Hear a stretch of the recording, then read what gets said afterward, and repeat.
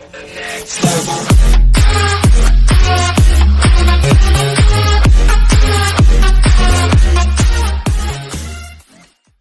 Cure review Disintegration Divine, then Dullness. Live review The Cure play Disintegration, Sydney Opera House, May 24th. It was a big coup for Sydney and X27's Vivid Festival to get alternative rock legends The Cure as opening act, playing a world premiere reprise of their 1989 hit album Disintegration on 5 consecutive nights. But was it a good idea? Could frontman Rob? The answer after this 2-hour show was yes, and perhaps too well. With a crowd as pumped as only those who in X27D literally won a lottery for their seats could be, the hit-loaded first half of Disintegration was never going to lose.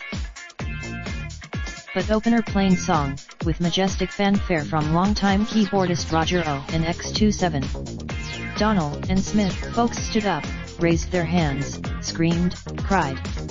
The love and gratitude. The segue into Pictures of You was as graceful as on record. Jason Cooper, and he is no longer that young man in that desperate place, but his sincerity throughout this show was rarely in doubt. Smith left most of the showmanship to second to original bassist Stuart Gallup, who stalked the stage shooting out the precise, insistent lines that mark the album.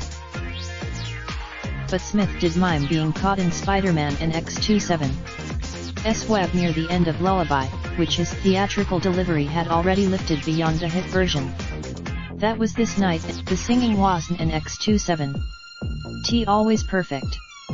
Backing vocals air. This led to a tendency to bray that compromised the simple beauty of Love Song, for instance.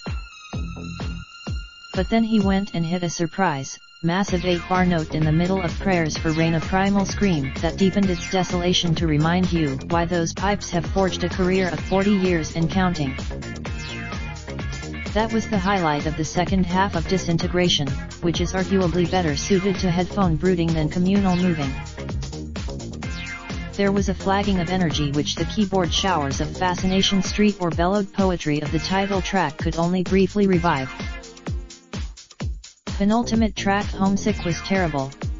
Played with detuned. Was this a backhanded compliment to the Cure co-founder Lol Tolhurst, given Homesick was the last song he played on before being sacked for alcoholism? Whatever, Smith clearly wanted to stay in the heavy headspace of Disintegration after it was done.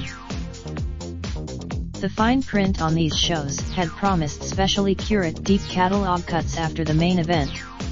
Unfortunately, no lost classics emerged, and the last hour of this show was dispiritingly like that bonus CD you never play in the deluxe version of your favorite album. The night closed with a sea shanty, a cover of Wendy Waldman and X27's pirate ships from 1974 that was commendable for its bravery, but on this night was never going to be more than an anticlimactic curio. Ironically, while the Cure were recording Disintegration, Waldman was writing cheesy listening classic Save the Best for Last for Vanessa Williams. Smith still has a few more vivid shows to heed her advice. The Cure play Disintegration at the Sydney Opera House on 28 May 30th. Raindrop, drop top smoking, no cooking the hot. Fucking on your bitch, yeah, that. Looking up, open the park.